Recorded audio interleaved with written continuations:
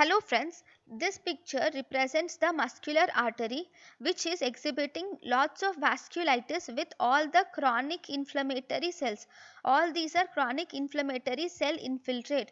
The endothelial cells are also proliferated and the lumen is completely absent here, right? Even the lumen is filled with inflammatory infiltrate. So this vasculitis is a feature of autoimmune disease like SLE. Even polyarteritis nodosa will have a similar picture like this. Thank you for watching.